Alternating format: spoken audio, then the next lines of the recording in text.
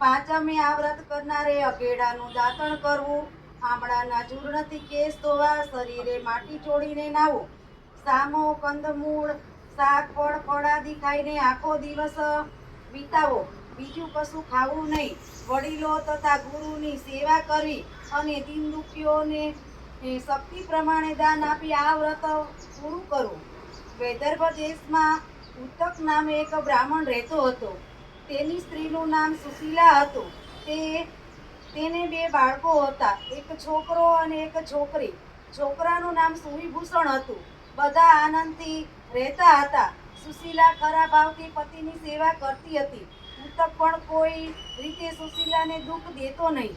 સુવિભૂષણ મોટો થયો એટલે તેને ઋષિના આશ્રમમાં ભણવા મૂક્યો. ગુરુની તન-મનથી સેવા કરતો અને નવરાશની વેળાએ તે વિદ્યા અભ્યાસમાં ગાળતો.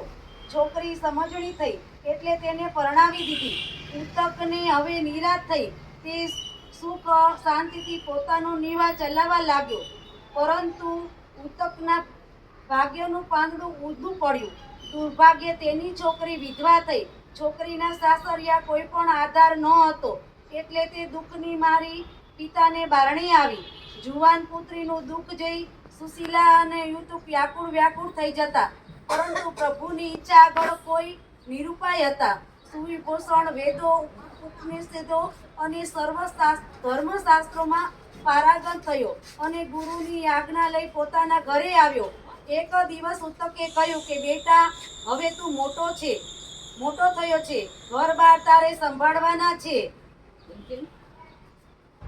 હવે બીમારી અમારી એવી ઈચ્છા છે કે છેલ્લું જીવન ગંગા કાંઠે પ્રભુ ભજનમાં ગાળવું. બેન પણ હવે સાથે આવવાની છે. પિતાની આવી ઈચ્છા જોઈ સુવિભૂષણે સંમતિ આપી અને ઘરનો બોજો સંભાળી લેવાની હા પાડી. ઉત્તક સુશીલાની વિધવા પુત્રી ત્યાંથી ગંગાએ જવા ચાલી નીકળ્યા. ગંગાના રમણીય તીરે આશ્રમ બાંધી રહેવા લાગ્યા. વિધવા પુત્રી માતા પિતાની સેવા ચાકરી કરી પ્રભુ ભક્તિમાં પોતાના દિવસો વિતાવા લાગી.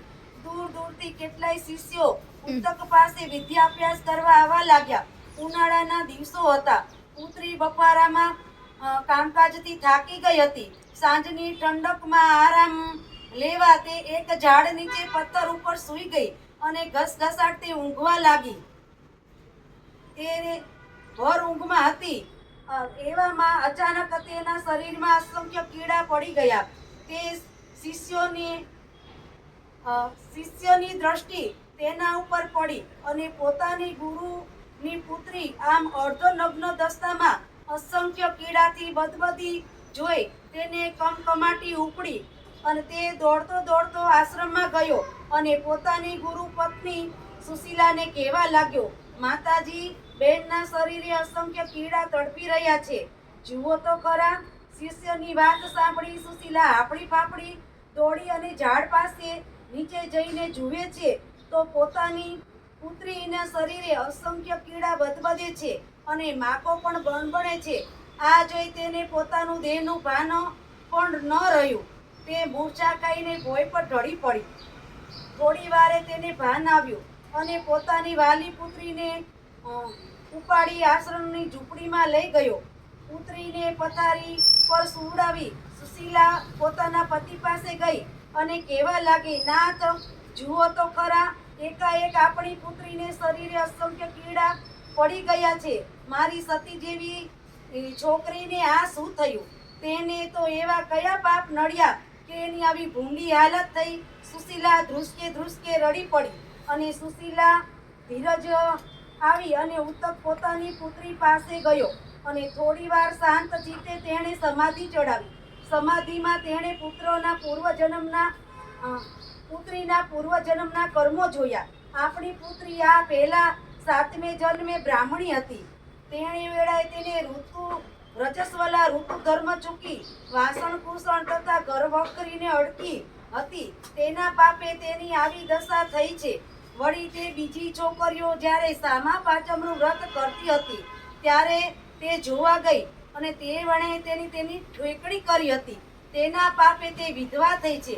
હે પ્રિય, જે પોતાનો ધર્મ ચૂકે છે અને બીજાને ધાર્મિક ભાવનાની ઉપેક્ષા કરે છે તેની આવી સ્થિતિ થાય છે. હે નાથ, જે વ્રતનો અનાદર કરવાથી આપણી પુત્રીની આવી દશા થઈ છે, તેને શરીરમાં કીડા પડી ગયા, તે વ્રત સી રીતે થાય? સુશીલાએ વ્રતનું પૂછ્યું.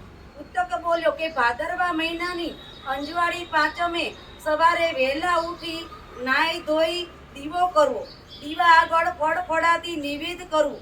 મહર્ષિ કશ્યપ, અત્રિ, ભદ્વાજ, વિશ્વામિત્ર, ગૌતમ, જર્મદીપ, વશિષ્ઠ એ આમ 7 ઋષિઓનું ધ્યાન ધરવું, તેમની કથા સાંભળવી. તે દિવસે સામો ફળફળાદીનો આહાર કરવો, બ્રહ્મચર્ય પાળવું. આ પ્રમાણે વ્રત કરવાથી રજસ્વલા ધર્મોના ભૂલથી થયેલા દોષો નાશ પામે છે. આ લોક તથા પરલોકમાં સુખ મળે છે. ઉત્તકની વાત સાંભળી તેની વિધવા પુત્રી ધ્યાનપૂર્વક સાંભળતી હતી. એ જ કણીએ તેને ઋષિ પાંચમી સામા પાંચમ વ્રત કરવાનો દૃઢ નિશ્ચય કર્યો.